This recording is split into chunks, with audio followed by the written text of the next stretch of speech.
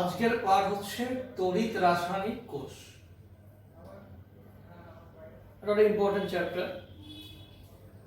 তো তড়িৎ রাসায়নিক কোষ বলতে আমরা কি বুঝি?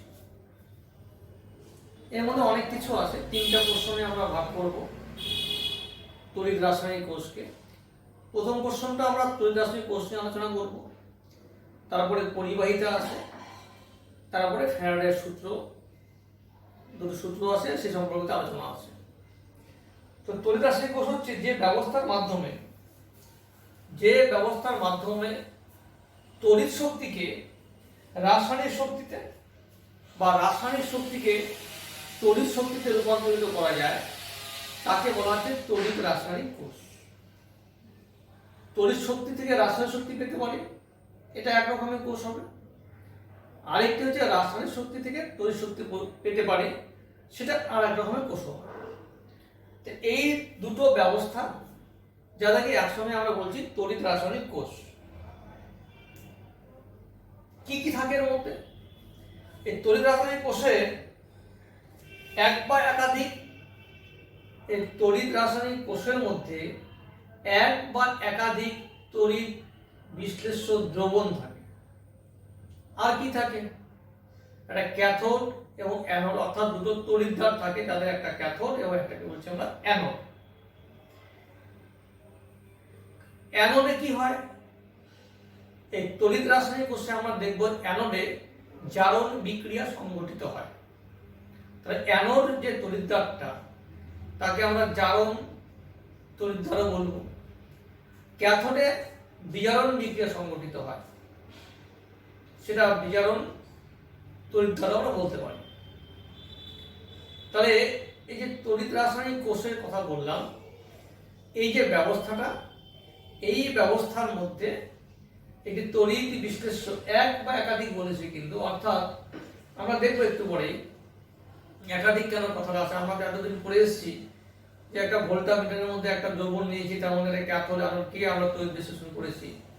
এটা আবার কি এমন ব্যবস্থা যে যার মধ্যে বললাম এক বা একাধিক তড়িৎ বিশ্লেষ্য দ্রবণ আছে? আমরা দেখব। যাই হোক, এই তড়িৎ রাসায়নিক কোষ হচ্ছে দুই রকমের। একটা হচ্ছে গ্যালভানীয় কোষ বা ভোল্টীয় কোষ বলা হয়, আর একটা হচ্ছে তড়িৎ বিশ্লেষণ কোষ। তো এই গ্যালভানীয় কোষ যেটা আছে সেটাই আমাদের এখানে ভালো করে পড়তে হবে আমাদের সিলেবাসের মধ্যে। এই গ্যালভানীয় কোষ বা ভোল্টীয় কোষের মধ্যে এটা এখানে এই তড়িৎ রাসায়নিক কোষে কি ঘটে? রাসায়নিক শক্তি থেকে তড়িৎ শক্তি আমরা পাই। গ্যালভানীয় কোষে রাসায়নিক শক্তি থেকে আমরা তড়িৎ শক্তি পাবো, এবং এটা একটা ব্যবস্থা। তার কতগুলো নাম বা ভাগ আছে। তার মধ্যে একটা হচ্ছে ধরো ড্যানিয়েল কোষ, নির্জল কোষ, ব্যাটারি বা জ্বালানি কোষ, এগুলো আছে। তো আমরা একটা ড্যানিয়েল কোষ, মানে ড্যানিয়েল কোষ একটা গ্যালভানীয় কোষ, এই একটা ড্যানিয়েল কোষ নিয়ে আমরা আলোচনা করি। আরেকটি কি আছে? তড়িৎ বিশ্লেষণ কোষ, যেখানে হবে একটি মাত্র পাত্র থাকবে, যেটা আমরা হয়তো ক্লাস 9-10 আলোচনায় করে এসেছি। সেই পাত্রের মধ্যে একটা তড়িৎ বিশ্লেষক দ্রবণ থাকবে, তার মধ্যে একটা ক্যাথোড এবং অ্যানোড নিমজ্জিত করা থাকবে। এখানে কি হয়? সেখানে তড়িৎ রাসায়নিক কোষে তড়িৎ শক্তি রাসায়নিক শক্তিতে রূপান্তরিত হয়, এবং এই ভোল্টামিটারের সঙ্গে বাইরে একটা ব্যাটারি কানেক্ট করা থাকে। আর গ্যালভানীয় কোষে কোনো ব্যাটারি কানেক্ট করা থাকবে, সেখানে একটা ভোল্টামিটার থাকবে। এই হচ্ছে পার্থক্য। যাই হোক, আমরা প্রত্যেকটা যখন ডিভাইস চিত্র সহকারে দেখাবো তখন আরো ক্লিয়ার হয়ে যাবে, ব্যাপারটা ক্লিয়ার হয়ে যাবে। এবার এখানে দুটো বিষয় আমরা একটু জেনে রাখি, যে আমরা দুটো বিষয় বললাম যে অ্যানোডে জারণ বিক্রিয়া সংঘটিত হয়। তাহলে জারণ বিক্রিয়াটা কি? অ্যানোডে কি ঘটে? অ্যানোড হচ্ছে এমন একটা তড়িৎদ্বার হিসেবে আমরা নেব এই গ্যালভানীয় কোষে, যে তড়িৎদ্বারটা ইলেকট্রন বর্জন করে। অর্থাৎ ইলেকট্রন যদি বর্জন করে সেটাকে আমরা কি বলি? জারণ বলি। তাহলে আমরা বলেছিলাম যে অ্যানোড যেখানে আছে সেখানে জারণ বিক্রিয়া সংঘটিত হয়, অর্থাৎ সেই ইলেকট্রনটা ছাড়বে। সেই ইলেকট্রনটাই তারের মাধ্যমে আসবে, এসে ভোল্টামিটার হয়ে আরেকটা তড়িৎদ্বারের মধ্যে প্রবেশ করবে। কোথায় প্রবেশ করবে? ক্যাথোডে প্রবেশ করবে। তাহলে ক্যাথোড তড়িৎদ্বারটা কি হবে? ক্যাথোড তড়িৎদ্বার এমন একটা তড়িৎদ্বার যে ইলেকট্রন গ্রহণ করবে, অর্থাৎ বিজারণ বিক্রিয়া সংঘটিত হবে। ক্যাথোড তড়িৎদ্বারে বিজারণ বিক্রিয়া সংঘটিত হবে, অর্থাৎ ক্যাথোডে ইলেকট্রন গ্রহণের প্রক্রিয়া থেকে। তো এইবার আমরা সিস্টেমটা আসি, তাহলে জারণ এবং বিজারণ কোথায় ঘটলো ব্যাপারটা বোঝা গেল। এবার আমরা একটা ড্যানিয়েল কোষে চিত্র আঁকি এবং তার মধ্যে দেখি এই ড্যানিয়েল কোষে কি কি ঘটনা ঘটছে। আমরা এইরকম একটা পাত্র নিলাম, একটা কাঁচের পাত্র হতে পারে, এটাকে আমরা ভোল্টামিটারও বলতে পারি। এর মধ্যে একটা জিঙ্ক দণ্ড আছে, একটা জিঙ্ক দণ্ড আংশিক নিমজ্জিত করা আছে, আর এর মধ্যে যে দ্রবণটা আছে সেটা হচ্ছে জিঙ্ক সালফেটের দ্রবণ, 1 মোলার জিঙ্ক সালফেটের দ্রবণ, তার মধ্যে একটি জিঙ্ক দণ্ড নিমজ্জিত করা আছে, এখানে এস লিখলাম, সলিড। এই একটা পাত্র, এই পাত্রটার মধ্যে জিঙ্ক সালফেট দ্রবণ, তার মধ্যে একটা জিঙ্ক দণ্ড। যে দ্রবণটা নিয়েছি সেই দ্রবণটা যে ধাতুর লবণের দ্রবণ, সেই ধাতুটি কিন্তু একটা দণ্ড আমি নিমজ্জিত করেছি। আরেকটি একই রকম আমরা পাত্র নিলাম, একই রকম পাত্র নিয়ে তার মধ্যে একটা কপার দণ্ড নিমজ্জিত করেছি, এটা সলিড। এখানে একটা কপার সালফেটের দ্রবণ আছে, সেটা 1 মোলার। এই দুটো তড়িৎদ্বারকে একটা চাবি এবং একটা ভোল্টামিটার দিয়ে আমরা কানেক্ট করেছি। এই হচ্ছে আমাদের ডিভাইস। আর কি আছে? আরেকটি ইউটিউব আছে, একটা ইউটিউব আছে। সেই ইউটিউবের মধ্যে কিছু পদার্থ রাখা আছে। কি পদার্থ রাখা আছে? Potassium chloride, potassium nitrate, ammonium nitrate, এই রকম যৌগের, যে সমস্ত যৌগের ক্যাটায়ন এবং অ্যানায়নের ভেলোসিটিটা প্রায় কাছাকাছি হয়, সেই সমস্ত লবণের দ্রবণ নিয়ে এর মধ্যে প্রবেশ করিয়ে, এই টিউবের মধ্যে প্রবেশ করিয়ে তাকে একটু ঠান্ডা করতে হবে। এটা পেস্টের মতো হয়ে যাবে। প্রথমে হিট করতে হবে, হিট করে আবার ঠান্ডা করতে হবে, একটু পেস্টের মতো হয়ে যাবে। এখানে মেশাতে হবে এগার, আর এর মুখে একটু তুলো জাতীয় কিছু পদার্থ রেখে দিতে হবে, যাতে এইখান দিয়ে প্রয়োজনীয় আয়নগুলো এখান থেকে চলে আসে। তাহলে এর মধ্যে আছে potassium chloride, potassium nitrate, ammonium nitrate. এই পদার্থের তরল দ্রবণ নিয়ে ঠান্ডা করে একটা পেস্ট তৈরি করা হয়েছে, এটা জেলির মতন তৈরি করা হয়েছে, যেখান থেকে প্রয়োজনীয় আয়নগুলো এদিক দিয়ে এখানে আসতে পারে, এদিক দিয়ে এখানে আসতে পারে। অর্থাৎ এটার নাম হচ্ছে সল্ট ব্রিজ। এটা এই দুটো তড়িৎদ্বারকে, এই যে দুটো তড়িৎদ্বার বা দুটো কোষ আমরা বলবো, এই দুটো, এই একটা কোষ, এই একটা কোষ, এই কোষ দুটোকে কানেক্ট করে দিয়েছে। এই হচ্ছে একটা ড্যানিয়েল সেলের প্রাথমিক বর্ণনা। এইখানে একটা বিষয় আমরা মনে রাখবো, যে তোমাদের মনে একটা প্রশ্ন আসতে পারে যে জিঙ্কটাকে আমি বাঁ দিকে রেখেছি, কপারকে আমি ডান দিকে রেখেছি। তো আমরা আমাদের যে প্রাথমিক ধারণা আছে সেখান থেকে আমরা এটা জানি যে জিঙ্ক কপার থেকে বেশি ইলেকট্রো পজিটিভ। তাহলে যে বেশি ইলেকট্রো পজিটিভ তার টেন্ডেন্সি কি? ইলেকট্রন ছাড়ার টেন্ডেন্সি, অর্থাৎ ইলেকট্রন ছাড়তে পারে। তাহলে জিঙ্ক ইলেকট্রন ছাড়তে পারে। তাহলে জিঙ্ক যদি ইলেকট্রন ছাড়ে, তাহলে আমরা এই রকম লিখতে পারি Zn+++2e। এবং এই ইলেকট্রনটা কোথায় যাবে? প্রথমে এই ইলেকট্রনটা, এই যে তড়িৎদ্বারটা আছে, তড়িৎদ্বারের চারিদিকে গ্যাদার হয়ে থাকবে, এটি ঘিরে থাকবে। যখনই আধিক্য হবে তখন এখান দিয়ে ইলেকট্রনের ফ্লোটা আসবে, ইলেকট্রনের ফ্লো এদিকে যাবে। তাহলে যেহেতু এটা, এই দণ্ডটা ঋণাত্মক তড়িৎগ্রস্ত হয়ে গেল, তাই এটা হচ্ছে অ্যানোড। তাহলে অ্যানোডে কি ঘটলো? জারণ ঘটলো। অ্যানোডের জারণ ঘটলো, অর্থাৎ জারণ তড়িৎদ্বার। এবার আমরা আসি ক্যাথোড। তাহলে ক্যাথোড এটা হবে। ক্যাথোডে কি ঘটলো? এই ইলেকট্রনটা এলো, এসে এদিক দিয়ে এসে ইলেকট্রন হলো এখান দিয়ে এসে এইখানে যে কপার আয়নটা আছে সে আয়ন এখানে চলে যাবে, এই তড়িৎদ্বারে কপার আয়নটা গ্যাদার হবে, একে ঘিরে ধরবে। কেন? এই কপার আয়নটা ইলেকট্রন গ্রহণ করে। কপার যেহেতু কম ইলেকট্রোপজিটিভ, ওর ইলেকট্রন ছাড়া টেন্ডেন্সি নেই, বরঞ্চ কপার আয়নের ইলেকট্রন গ্রহণ করার টেন্ডেন্সি আছে। তো কপার আয়ন যদি ইলেকট্রন গ্রহণ করে তাহলে এটা বিজারণ ঘটবে।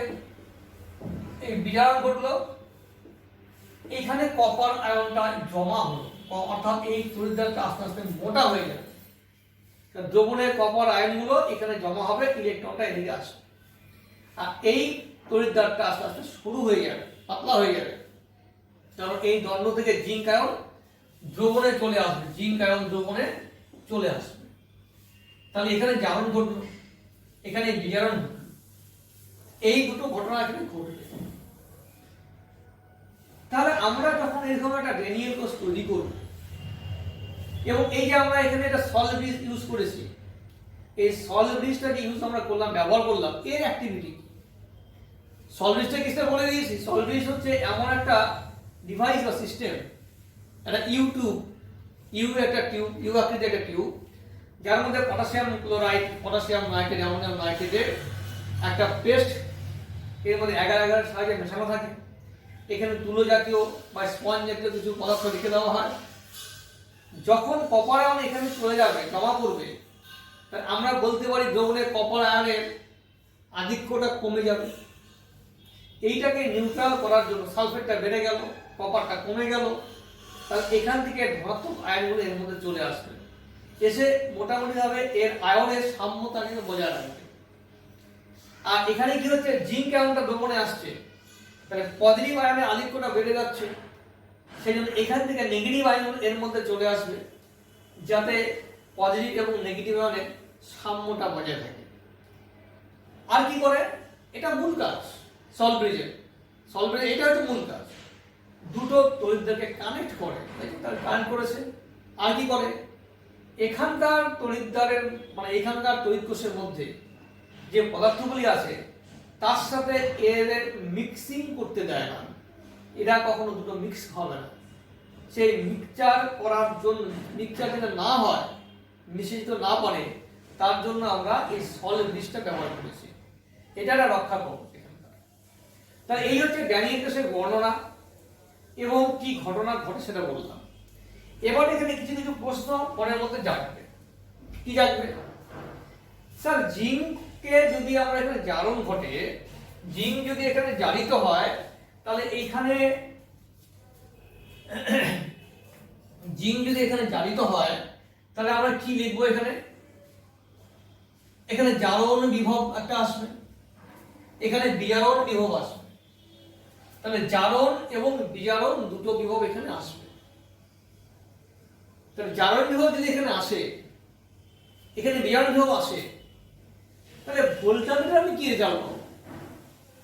ওখানে যে আমার বিভবটা আমি মেজার করবো, তো দুটো, একটা জারণ একটা বিজারণ হতে পারে না, টাকার সঙ্গে টাকায় যোগ করতে হয়। তাহলে জারণের সঙ্গে বিজারণ কখনো যোগ হয় না। তাহলে জারণ বিভব আমরা যদি এখানে লিখি ই অক্সিডেশন, এটা ইজিক্যাল টু হবে মাইনাস ই রিডাকশন। অর্থাৎ এখানে যে বিভবটা তৈরি হবে, সেই বিভবটা যদি 0.76 হয় প্লাস, এটা যদি জারণ হয়, এটা বিজারণের ক্ষেত্রে হয়ে যাবে মাইনাস 0.76 ভোল্ট। এটা হয়ে যাবে বিজারণ, বিজারণের এটা হবে মান, এটা বিজারণের মান হবে। তাহলে এইভাবে জারণ এবং বিজারণ বিভবটাকে আমরা জারণের সঙ্গে জারণ যোগ করব, বিজারণের সঙ্গে বিজারণ যোগ করব। কিন্তু আমাদের এখানে যেটা বলে দেওয়া আছে যে বিজারণ বিভব নিয়ে আমাকে কাজ করতে হবে। আমি জারণ বিভব নিয়ে কাজ করব, আমাকে বিজারণ রেসিপি আমার যে ভ্যালুগুলো আসবে সেটা বিজারণ দিয়ে আসবে। এটা একটা জিনিস মাথায় রাখতে হবে। আরেকটি কি, এই যে আমরা কোষটা তৈরি করলাম, পূর্ণ একটা কোষ আমরা তৈরি করলাম, এই কোষটা তৈরি করতে গিয়ে আমরা যেটা দেখেছি, এক জায়গায় জারণ, এক জায়গায় বিজারণ করেছি। তাহলে যেটা বেশি ধনাত্মক সেখানে জারণ হচ্ছে, আর যেটা কম ধনাত্মক সেটা বিজারণ হচ্ছে। অর্থাৎ আমাকে যদি কোনো ধাতু দেয় এবং তার লবণ দেয়, তাহলে আমরা কোথায় কোনটাকে কোন দিকে রাখবো? মানে এটা অ্যানোডিক কম্পার্টমেন্ট, এটা ক্যাথোডিক কম্পার্টমেন্ট। যেটা কম ইলেকট্রোপজিটিভ তাকে ডান দিকে রাখবো, আর যেটা বেশি ইলেকট্রোপজিটিভ তাকে বাঁ দিকে রাখবো, তাহলে আমার সুবিধা হবে।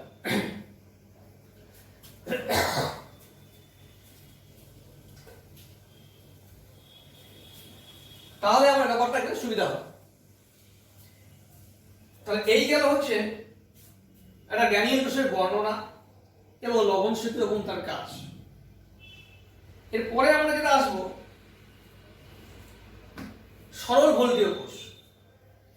সরল ভোল্টীয় কোষে কি ঘটে? আচ্ছা, এখানে আরেকটা পয়েন্ট আমরা বলে দিই, এখানে আমরা আরেকটা পয়েন্ট আলোচনা করি, সেটা হচ্ছে অ্যানোডিক রিয়াকশন, এটা ক্যাথোডিক রিয়াকশন।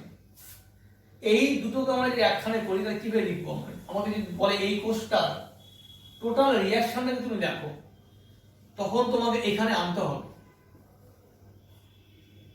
কপার নিয়ে এই ডান দিক বাঁ দিক কাটতে হবে, জিঙ্ক প্লাস কপার আয়ন, এখানে জিঙ্ক আয়ন প্লাস কপার। এটা হচ্ছে মূল টোটাল রিয়াকশন। অর্থাৎ যখনই আমাদের এরকম কোষ আসবে, এটা হচ্ছে অর্ধকোষ বিক্রিয়া, এটা হচ্ছে অর্ধকোষ বিক্রিয়া। দুটো যোগ করলে পুরো কোষ বিক্রিয়া আমাদের লাগবে। আমরা যখন নর্স ইকুয়েশনে আসবো তখন এই অংশটা খুব জরুরি। এই বিক্রিয়াটা না করলে বা না জানলে আমরা নর্স ইকুয়েশনে আসতে পারবো না। সেজন্য এটা জানার সঙ্গে সঙ্গে বিক্রিয়াটা জানাও জরুরি। এবার আমরা আসি সরল ভোল্টীয় কোষ। সরল ভোল্টীয় কোষে কি ঘটছে এবার দেখি আমরা।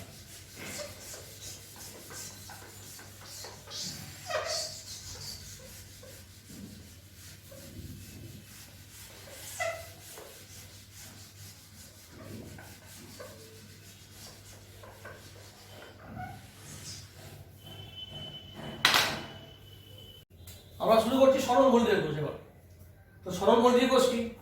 সরল ভোল্টীয় কোষ হচ্ছে আমরা একটা কাঁচের পাত্র নেব। আমরা আগেরটা যেমন দেখেছিলাম দুটো আলাদা পাত্র ছিল, দুটো অর্ধ কোষ ছিল, এখানে কিন্তু একটাই পাত্র হবে। এই পাত্রটা হচ্ছে ধরো একটা কাঁচের একটা পাত্র, তার মধ্যে দুটো তড়িৎদ্বার আমরা নিমজ্জিত করব, যার মধ্যে একটা দ্রবণ থাকবে। ধরো এখানে একটা লঘু ডাইলুট সালফিউরিক অ্যাসিডের একটা জলীয় দ্রবণ আছে।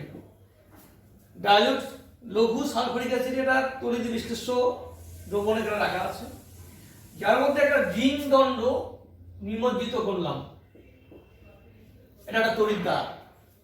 আর এখানে একটা কপার দণ্ড নিমজ্জিত করলাম, এস মানে হচ্ছে সলিড, কপার তড়িৎদ্বার নিমজ্জিত করলাম। তাহলে এই দুটো তড়িৎদ্বারকে আমরা তারের মাধ্যমে সংযোগ স্থাপন করলেই দেখা যাবে জিঙ্ক দণ্ড থেকে ইলেকট্রনের ফ্লো কপার দণ্ডের মধ্যে চলে আসে। কি ঘটনা ঘটে? যে ঘটনাটা ঘটে যে এই যে আমরা পাত্রটা নিলাম, এই পাত্রের মধ্যে কি কি আছে? ডাইলুট সালফিউরিক অ্যাসিড আছে, অর্থাৎ এটা তড়িৎ বিশ্লেষ্য দ্রবণ, এটা ভেঙে তৈরি করবে H প্লাস আর হচ্ছে SO4 double negative, H plus ion তৈরি করবে। কি কি ঘটনা ঘটবে? কপার এবং জিঙ্ক এর মধ্যে, জিঙ্ক হচ্ছে তীব্র তড়িৎ ধনাত্মক মৌল। জিঙ্ক তীব্র তড়িৎ ধনাত্মক মৌল হওয়ার জন্য এই সালফিউরিক অ্যাসিড দ্রবণে যখনই আমরা জিঙ্ক দণ্ড নিমজ্জিত করব, তখনই জিঙ্ক ইলেকট্রন ত্যাগ করবে। ইলেকট্রন ত্যাগ করলো হয়ে এটা জিঙ্ক আয়নে পরিণত হলো। সেই জিঙ্ক আয়নটা এই জিঙ্ক দণ্ড থেকে দ্রবণে চলে আসবে, আর এই ইলেকট্রনের ফ্লোটা, ইলেকট্রনগুলো চলে যাবে তারের মাধ্যমে। এদিকে চাবিটা অন করা আছে, এই কপার এদিকে চলে আসবে, ইলেকট্রনের ফ্লোটা চলে আসবে। আর কি ঘটবে? তাহলে এই যে জিঙ্ক দণ্ড ইলেকট্রন ত্যাগ করলো, তার মানে একটা সময়ের জন্য এই জিঙ্ক দণ্ডের চারিদিকে ইলেকট্রনের আধিক্য ঘটবে। এই জিঙ্ক দণ্ডটার চারিদিকে ইলেকট্রনের আধিক্য ঘটবে, ফলে এটা অ্যানোড হিসাবে কাজ করবে। এটা অ্যানোড হিসাবে কাজ করবে। আর কি হবে, ইলেকট্রন যখন এই তার দিয়ে আমার চলে গেল কপার দণ্ডে, কপার দণ্ডে তাহলে ইলেকট্রন আধিক্য ঘটছে, তো এখানে কি হবে, কপার তো কম ইলেকট্রোপজিটিভ, তো কপার ইলেকট্রন ছাড়ার আগে এখানকার যে H প্লাস গুলো আছে সেগুলো এই কপার দণ্ডে চলে যাবে। কপার দণ্ডে গিয়ে সেই H প্লাস ইলেকট্রন গ্রহণ করলো, করে হাইড্রোজেন গ্যাস রূপে এখান দিয়ে বেরিয়ে যাবে। তাহলে এখানে কি হলো, কপারে এটা যদি অ্যানোড হয় তাহলে এটা ক্যাথোড, কারণ এখানে H প্লাস গুলো ভিড় করছে, এটা এই দণ্ডটা যেমন ইলেকট্রনের আধিক্য ছিল, আর এই দণ্ডের চারিদিকে যেমন H প্লাস গুলো ভিড় করেছে, ধনাত্মক আধানের আধিক্য আছে, ফলে এটা কিন্তু ক্যাথোড হিসেবে কাজ করবে। তাহলে এটা হচ্ছে ক্যাথোড। তাহলে এটা হচ্ছে অ্যানোড বিক্রিয়া আর এটা হচ্ছে ক্যাথোড বিক্রিয়া। এটা দুটো যোগ করে যদি আমরা এখানে দুটোকে যোগ করে দেই, 2H প্লাস প্লাস 2H2, এটা যোগ করলে ইলেকট্রন ইলেকট্রন কেটে গেল, 2H plus plus Zn plus plus plus H2, এই হচ্ছে আমাদের টোটাল বিক্রিয়া হয়ে গেল। এটা হচ্ছে সরল ভোল্টেজ কোষের ব্যাখ্যা, সংক্ষেপে এটাই হচ্ছে সরল ভোল্টেজ কোষের ব্যাখ্যা। এটা মূল বিষয়টা এখানে দেখাতে পারলাম। এবার কি হচ্ছে দেখো, এই যে বিষয়টার মধ্যে আছে যে তাহলে এখান থেকে কি বেরোচ্ছে, হাইড্রোজেন গ্যাস বেরোচ্ছে, দ্রবণে কি আসছে, জিঙ্ক আয়ন আসছে। তাহলে দেখো এই যে দ্রবণটা আস্তে আস্তে হাইড্রোজেনটা কমতে থাকবে, জিঙ্ক আয়নটা বাড়তে থাকবে, এই তড়িৎদ্বারটা ক্ষয় হতে থাকবে, দ্রবণটা অ্যাকচুয়ালি আস্তে আস্তে জিঙ্ক সালফেট দ্রবণে রূপান্তরিত হয়ে যাবে। এক্ষেত্রে এই সরল ভোল্টেজ কোষের ক্ষেত্রে কি হচ্ছে, এই তড়িৎদ্বার দুটিকে আমরা, অসুবিধা একটা আছে যে তড়িৎদ্বার দুটিকে যদি আমরা পরিবাহী তার দিয়ে যোগ করি আর না করি, বিক্রিয়া কিন্তু করতে থাকবে। কারণ আমরা একটা খুব ভালো বিষয় জানি যে সালফিউরিক অ্যাসিডের সঙ্গে জিঙ্কের বিক্রিয়া আমরা পড়েছি ক্লাস 10 বা 9 পড়েছি। জিঙ্কের সঙ্গে যদি H2SO4 মেশাই, সঙ্গে সঙ্গে কিছু করতে হবে না, জিঙ্কের সঙ্গে H2SO4 দ্রবণের মধ্যে যেটা জিঙ্কের টুকরো ফেলে দিলাম, দেখবো হাইড্রোজেন গ্যাস বেরোচ্ছে। তো কি হয়, জিঙ্ক সালফেট আর হাইড্রোজেন তৈরি হয়। তার মানে এখানে আমি তার দিয়ে যোগ করি আর না করি, তোমার কিন্তু জিঙ্ক দণ্ড যখনই H2SO4 এর মধ্যে আমরা প্রবেশ করাবো, অটোমেটিক্যালি কিন্তু বিক্রিয়া শুরু হয়ে যাবে। আর তার দিয়ে সংযোগ স্থাপন করলে কি হবে, এই যে ইলেকট্রনটা ছাড়লো সেটা একটা সার্কিট তৈরি করবে, তৈরি করে এইখানে ইলেকট্রনের ফ্লোটা এদিকে আসবে। তাহলে তড়িৎ প্রবাহটা কোন দিকে হবে, ইলেকট্রনের ফ্লো যদি এই দিকে হয় তাহলে তড়িৎ প্রবাহটা এইদিকে উল্টো দিকে হবে, যেটা আমরা জানি ইলেকট্রনের ফ্লো যেদিকে হয় তড়িৎ প্রবাহটা উল্টো দিকে তড়িৎ প্রবাহটা ঘটে। এই হচ্ছে আমাদের সরল ভোল্টেজ কোষ। এবং এই অসুবিধাটা বললাম। এরপরে যেটা আমরা আসবো তড়িৎদ্বার বিভব। এই তড়িৎদ্বার বিভবটা কি সেখানে আমরা আসি। অ্যাকচুয়ালি এই আলোচনা করতে গিয়ে তড়িৎদ্বার বিভবটা এখানে আসবেই। আমরা তড়িৎ কোষ আলোচনা করছি, তো বিভব আমরা যেমন জানি যে যখন দুটো ড্রামে জল নিয়ে, একটা ড্রাম উঁচুতে রাখলাম আর একটা নিচুতে রাখলাম, একটা পাইপ দিয়ে আমরা কানেক্ট করে দিলাম, তাহলে কি হয়, উঁচু ড্রাম যেটা উঁচুতে ছিল সেখান থেকে জল কিন্তু আস্তে আস্তে নিচুর দিকে আসলো, অর্থাৎ উচ্চ জায়গা থেকে জল নিম্ন দিকে ধাবিত হলো। সেই জিনিসগুলো আমরা পড়েছি ক্লাস 7 8 9 পড়েছি। সেখান থেকে আসছে, তার মানে কি একটু এবার যদি একটা বিভব আলোচনা করি যে ইলেকট্রনের ফ্লো হচ্ছে, কেন হচ্ছে, ইলেকট্রনের আধিক্য আছে তাই ইলেকট্রন এখানে এসছে, তারপরে সেটাই ফ্লোটাকে ইলেকট্রনের আধিক্য আমরা কি দিয়ে প্রকাশ করবো, আমরা বিভব দিয়ে প্রকাশ করবো, তড়িৎদ্বার বিভব দিয়ে প্রকাশ করবো। আমরা তড়িৎদ্বার বিভব উচ্চ ছিল, এখানে নিম্ন আছে, তাহলে উচ্চ বিভব থেকে ইলেকট্রনের ফ্লোটা নিম্ন বিভবে আসবে, উচ্চ বিভব থেকে তড়িৎদ্বার নিম্ন বিভবে আসবে, এভাবে আমরা প্রকাশ করবো। তো সেইটাকে প্রকাশ করতে গেলে আমরা যে হাফ সেল গুলো করেছিলাম, আমাদের এই চ্যাপ্টারের মূল বিষয় হচ্ছে এর দুটো হাফ সেল এবং একটা টোটাল কোষ অর্থাৎ ড্যানিয়েল সেল যেটা বলেছিলাম, এবং সেখান থেকে নার্স ইকুয়েশন আসবে, এইগুলো আমাদের মূল বিষয় চ্যাপ্টারের। তো এবার এই যে ধরো আমরা কি করি যে কোনো ধাতব দণ্ডকে যদি কোনো দ্রবণে নিমজ্জিত করি, আমরা কোনো একটা ধাতব দণ্ডকে, আমি ধরলাম জিঙ্ক দণ্ডই আছে, ধরে নিলাম এটা একটা জিঙ্ক দণ্ড আছে, একটা জিঙ্ক দণ্ডকে তার ওই দণ্ডের অর্থাৎ জিঙ্কেরই একটা দ্রবণ নিলাম, লবণ নিলাম, জিঙ্ক সালফেট।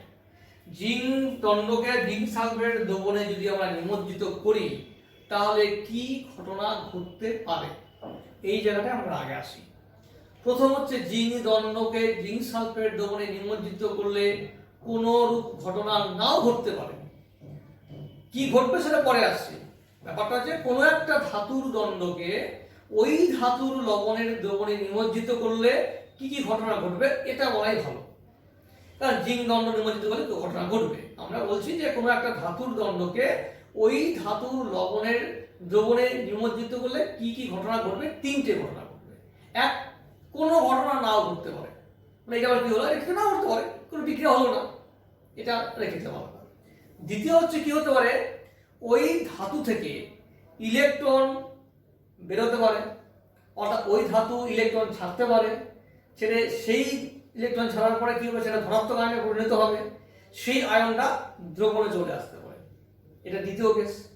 তৃতীয় কেস কি, ওই ধাতুর যে লবণটা আমরা নিয়েছিলাম, যে জিঙ্ক নিলে জিঙ্ক সালফেট বা এম নিলে, আমরা যদি এম ধাতু একটা নিই, আমরা ধরলাম এম একটা ধাতু নিলাম, এটা যদি ইলেকট্রন ত্যাগ করে, এম যদি প্লাস এন হয় তাহলে এন ইলেকট্রন ছাড়বে, ধরলাম সেটা এম SO4 ধরলাম, তাহলে এটা ধরো +2, এটা -2, এইরকম আছে। তাহলে কি হতে পারে, এই যে এম ধাতু প্রথম কেস হতে পারে ইলেকট্রনটা ছাড়তে পারে, Mn প্লাস আয়নে পরিণত হতে পারে, অথবা এটা একটা কেস, প্রথম কেস যে এম ধাতু দণ্ড থেকে, এই দণ্ড থেকে ইলেকট্রন ছেড়ে দিল আর আয়নটা এখানে চলে গেল, জিঙ্ক আয়নটা চলে গেল, এটা একটা কেস। দ্বিতীয় কেস হচ্ছে কি হতে পারে, এটা দ্রবণ, এই দ্রবণে M প্লাস আয়নটা এই দণ্ডের মধ্যে যেতে পারে, দণ্ড থেকে ইলেকট্রন নিয়ে ওখানে জমা হতে পারে।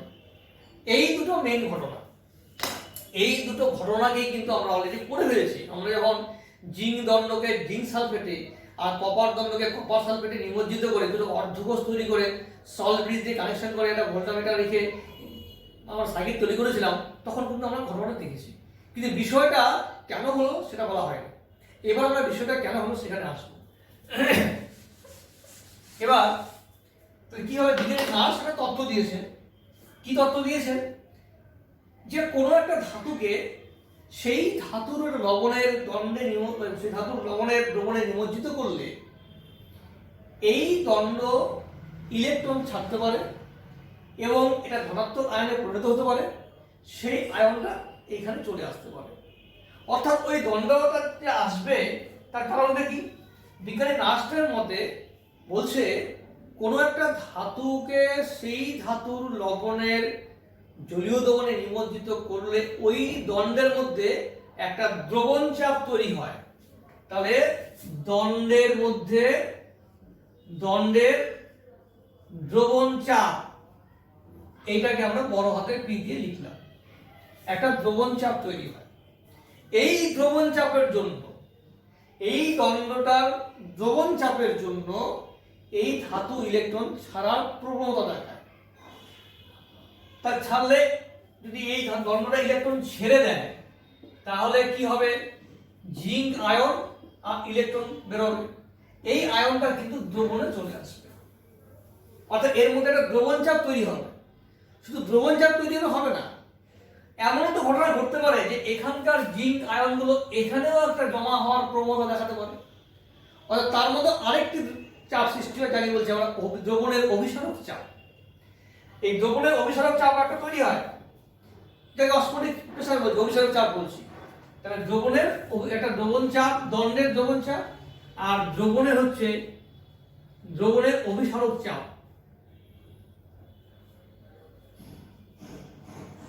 অভিসারক চাপ এটা হচ্ছে ছোট হাতের। তাহলে একটা ধাতু দণ্ডকে ওই ধাতুর লবণে নিমজ্জিত করলে দুটো ঘটনা ঘটতে পারে, একটা দণ্ডের দ্রবণ চাপ আমরা পাবো আর দ্রবণের অভিসারক চাপ পাবো। দণ্ডের এই দ্রবণ চাপ যদি অভিসারক চাপ থেকে বেশি হয়, দণ্ডের মনে রাখতে হবে, দণ্ডের দ্রবণ চাপ থেকে বা দ্রবণ চাপ যদি অভিসারক চাপ থেকে বেশি হয় তাহলে দণ্ডটি ইলেকট্রন বর্জনের প্রবণতা দেখায়। ইলেকট্রন বর্জন করলে যে ধাতব আয়নটা তৈরি হলো, সেই ধাতব আয়নটা এই দ্রবণে চলে আসবে, ইলেকট্রনটা এর চারিদিকে, এটা এই দণ্ডের চারিদিকে ঘিরে ধরবে, অর্থাৎ একটা ইলেকট্রনের লেয়ার তৈরি হবে। এইরকম ঘটনা যদি ঘটে তাহলে এইরকম একটা অর্ধকোষ যদি আমরা পাই, তাহলে এই দণ্ডটা কিন্তু একটা নেগেটিভ তড়িৎগ্রস্ত দণ্ড হয়ে গেল। যদি দ্রবণের দণ্ডের দ্রবণ চাপ P অভিসরক চাপ থেকে বেশি হয়। আবার একই রকম ভাবে এই দ্রবণও তো এখানকার আয়নগুলিকে দণ্ডের মধ্যে ধাক্কা দিবে, একটা দণ্ডের মধ্যে যাওয়ার একটা প্রবণতা দেখাবে। অর্থাৎ যদি আবার আমরা বলতে পারবো, যদি এই পিটা এর থেকে বেশি হয়, অর্থাৎ দ্রবণের অভিসারক চাপ যদি দণ্ডের দ্রবণ চাপ থেকে বেশি হয়, তাহলে দ্রবণের স্থিত যে দ্রবণের মধ্যে যে আয়নগুলি, ধনাত্মক আয়নগুলি আছে, তারা ওই দণ্ডের কাছে গ্যাদার করবে, ভিড় করবে। ওখানে দণ্ডে গিয়ে সেখানে ইলেকট্রন নেবে। অর্থাৎ ভিড় করলে কি হবে, সেই দণ্ডটা চারিদিকে একটা পজিটিভ লেয়ার তৈরি হবে। আগে একটা পজিটিভ লেয়ার তৈরি হবে, তারপরে দণ্ডটি ইলেকট্রন গ্রহণ করবে, গ্রহণ করে সেটা নিস্তরিত পরমাণু বা মূলকে বা আয়নে পরিণত হবে। এই দুটো ঘটনা ঘটবে। তো এবার আমরা ডিসকাস করছি যে এই যে পি গ্রেটার দেন বড় হাতে পি গ্রেটার দেন ছোট হাতে পি, যেটা আমরা করলাম, দণ্ডের দ্রবণ চাপ যদি বেশি হয় অভিসারক চাপ থেকে, তাহলে কি ঘটনা ঘটবে, এই দণ্ডের চারিদিকে এই ইলেকট্রনগুলো এরা ঘিরে ধরবে। এই চারিদিকে ইলেকট্রনের একটা লেয়ার তৈরি হবে, ফলে দণ্ডটা কি হবে, নেগেটিভ তৈরিগ্রস্ত হবে।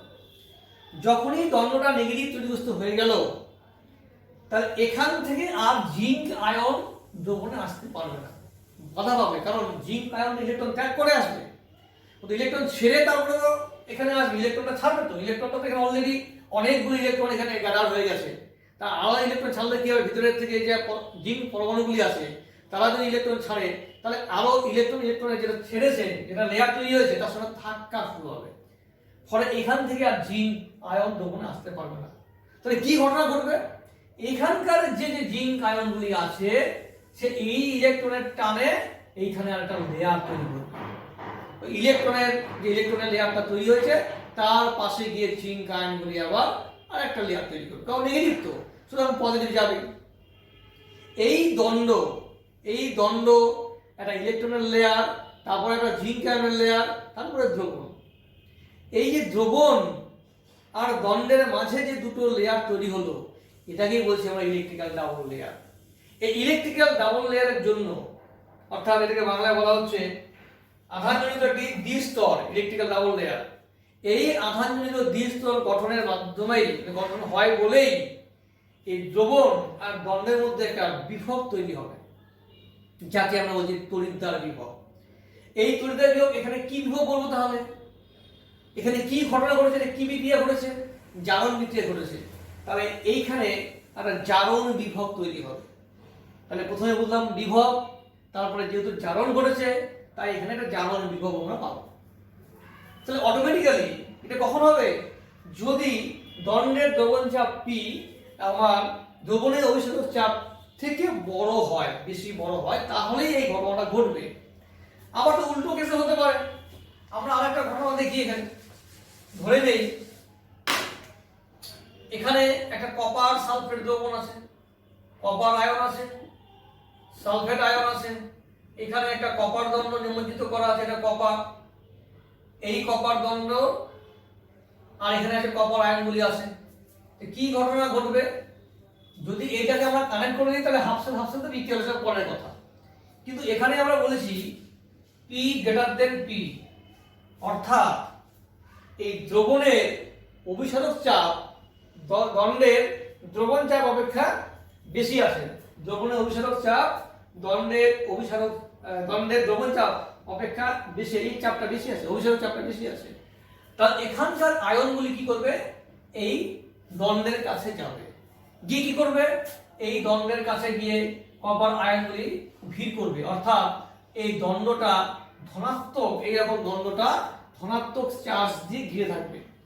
গিয়ে কি করে, মানে গিয়ে এ কি করবে, এই দণ্ড থেকে ইলেকট্রন গ্রহণ করবে, করে এখানে কপার ধাতুতে পরিণত হবে। অর্থাৎ এখানকার কপারটা এখানে জমা হবে।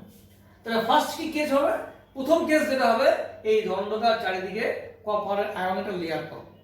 তাহলে কপার আয়নে যদি লেয়ার পেয়ে যায়, তাহলে দণ্ডটা যেহেতু কপার দ্বারা অর্থাৎ পজিটিভ চার্জ যুক্ত হয়ে যায়, তো এখানকার নেগেটিভ গুলো এখানে গিয়ে আবার কি করবে, সালফার আয়নগুলি ওই কপার আয়নের কাছে চলে যাবে। তাহলে এটা তো পজিটিভ, এটা নেগেটিভ আছে, তো কাছে চলে গেলে কি হবে, এবার এই দণ্ড, তার পাশে হচ্ছে কপার আয়নের লেয়ার, তারপরে সালফেট আয়নের লেয়ার, তারপরে দ্রবণ, অর্থাৎ এই দ্রবণ এবং দণ্ডের মাঝে আবার আরেকটি ইলেকট্রিক্যাল ডাবল লেয়ার তৈরি হবে। ফলে এই ইলেকট্রিক্যাল ডাবল লেয়ারের জন্য দণ্ড এবং দ্রবণের মধ্যে একটা তড়িৎ বিভব সৃষ্টি হবে। সেটা কি বিভব বলবো? এখানে কি ঘটনা ঘটেছে? এখানে বিজারণ ঘটেছে, তাহলে এখানে একটা বিজারণ বিভব তৈরি হবে। তাহলে এখানে পাচ্ছি আমরা একটা জারণ বিভব, আর এখানে একটা পাচ্ছি আমরা বিজারণ বিভব। এই যে বিভবটা উৎসটা কেমন হলো? উৎসটা হলো, বিভবটা কোথা থেকে হলো? বিভবটা হলো যে কোনো একটা ধাতব দণ্ডকে যদি ওই ধাতুর দ্রবণের মধ্যে নিমজ্জিত করা যায়, তাহলে জারণ বা বিজারণ প্রক্রিয়া সংঘটিত হয়। হয় জারণ হবে, মানে বিজারণ প্রক্রিয়া সংঘটিত হবে, এবং ওই ধাতব দণ্ডের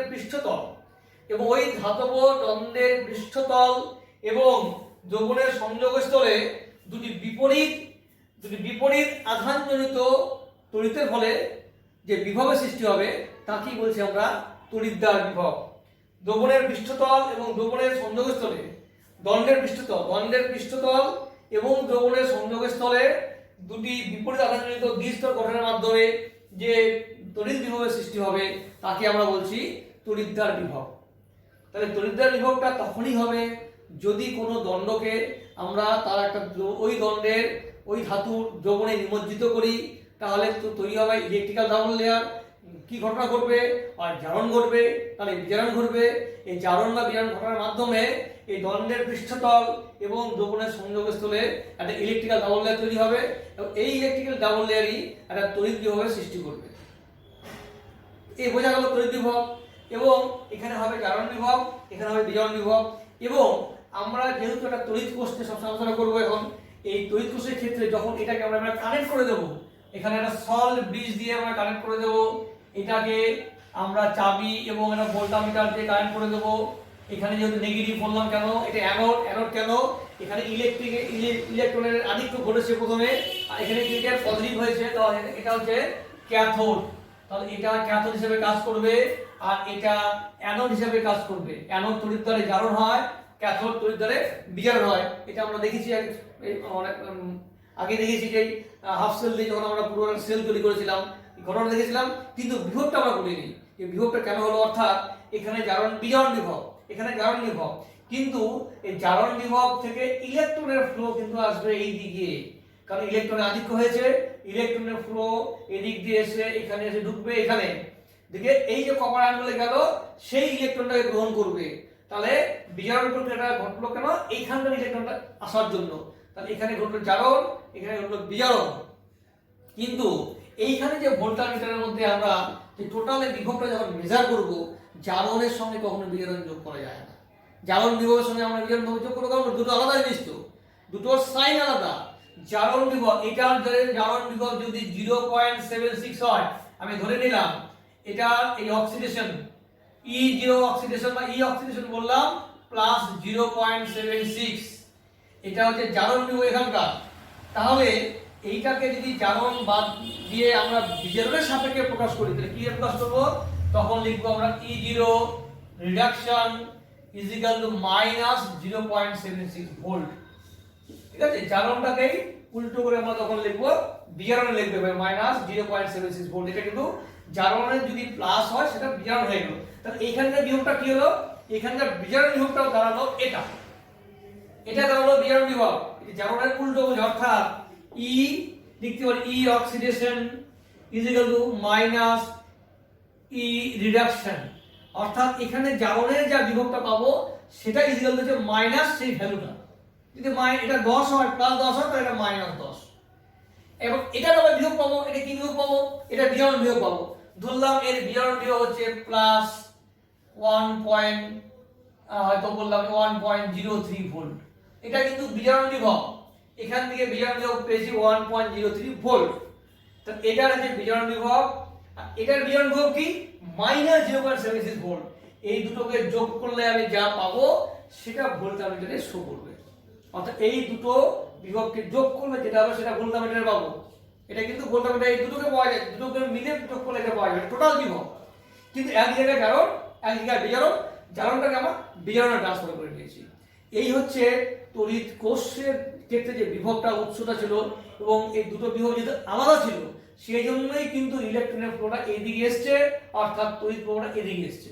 এবার যদি আমরা বলি বড় হাতের পি ইজ ইকুয়াল টু ছোট হাতের পি সমান হয়ে যায়, অর্থাৎ দণ্ডের দ্রবণ চাপ এবং দ্রবণের অভিসারক চাপ যদি দুটো সমান হয়ে যায়, অর্থাৎ বিভবটা সমান হয়ে গেল, তাহলে অর্থাৎ এই যদি চাপ সমান হয় তাহলে এখানে জিঙ্ক আয়ন আসবে না, বা এখান থেকে কপার আয়ন এখানে জমা হবে না, অর্থাৎ কোনো ইলেকট্রন ফ্লো হবে না, কোনো তড়িৎ চলাচল করবে না। তাহলে তড়িৎ পেতে গেলে আমরা রাসায়নিক শক্তি থেকে যদি তড়িৎ শক্তি পেতে চাই তাহলে কি করতে হবে, দুটো বিভব আলাদা হতে হবে, অর্থাৎ আলাদা হবেই। যদি আমরা দুটো আলাদা ধাতু নেই তাহলে বিভব আমরা পাবোই। তাহলে নিশ্চয়ই কারো বিভব তো শূন্যও হতে পারে। এখন তোমাদের মনে প্রশ্ন আসতে পারে যে স্যার এইটার বিভব যে বললাম প্লাস 1.03 ভোল্ট, আর এটার বিভব বললাম, জারণ বিভব বললাম আমরা প্লাস 0.76 ভোল্ট, কোথায় পেলেন? এটা কি করে মিলাবো? আমরা না এইটা যেটা পাবো, এখানে যে বিভবটা পাবো সেটা দুটো মিলে পাচ্ছি এখানে, কিন্তু এই হাফ সেল এবং এই হাফ সেল এই দুটোর যদি বিভব আমাকে মেজার করতে বলে তাহলে আমরা কি করে পারবো সেটা আমরা পরের ক্লাসে ডিসকাস করব। সেক্ষেত্রে করতে হবে কি, এইটাকে সরাতে হবে, সরিয়ে এখানে একটা স্ট্যান্ডার্ড ইলেকট্রোড, একটা স্ট্যান্ডার্ড হাফ সেল এখানে যোগ করতে হবে, যার বিভবকে ধরা হবে শূন্য, স্ট্যান্ডার্ড শূন্য ধরে এখানে যেটা পাবো তাহলে সেখান থেকে এটা বাদ দেবো, তাহলে এটা বিভব পেয়ে যাবো। আবার যদি মনে করো এটাকে বের করতে চাই তাহলে এটাকে সরাতে হবে, সরিয়ে গেলে একটা স্ট্যান্ডার্ড বিভব যোগ মানে ইলেকট্রোড যোগ করতে হবে। আমরা পরে বলবো যে hydrogen electrode, platinum hydrogen standard electrode বলা হয়, তড়িৎদ্বার বলা হয়, তড়িৎদ্বার। সেই ক্ষেত্রে এরকম একটা হাইড্রোজেন প্লাটিনাম হাইড্রোজেনের তড়িৎদ্বার নিয়ে তার একটা এরকম সেল নিয়ে হাফ সেল নিয়ে তার সঙ্গে এটা কানেক্ট করে এখানে যেটা পাবো সেটা হবে টোটালটা হবে। সেখান থেকে আমরা এটা তো জিরো, কারণ হাইড্রোজেন প্লাটিনাম ইলেকট্রনের বিভবকে জিরো ধরে কাজ করা হয়, জিরো ধরলে পরে তখন এটা বিভব মেজার করতে পারবো। সেইগুলি হচ্ছে এই ভ্যালুগুলো। তাহলে এই ভ্যালুগুলো মাপতে গেলে যে এই একটা হাফ সেলের সঙ্গে একটি স্ট্যান্ডার্ড হাইড্রোজেন প্লাটিনাম ইলেকট্রোড যোগ করে তারপরে টোটাল বিভব বের করে সেখান থেকে হাইড্রোজেন ইলেকট্রনের বিভবটা বাদ দেব, তাহলে আমার যেটা দরকার সেটা আমি পেয়ে যাব। এইগুলো হচ্ছে আমাদের বিভব সম্পর্কে আলোচনা, এবং জারণ বিভব বিজারণ আমরা করলাম। এরপরে আমরা আসবো নার্সের সমীকরণ।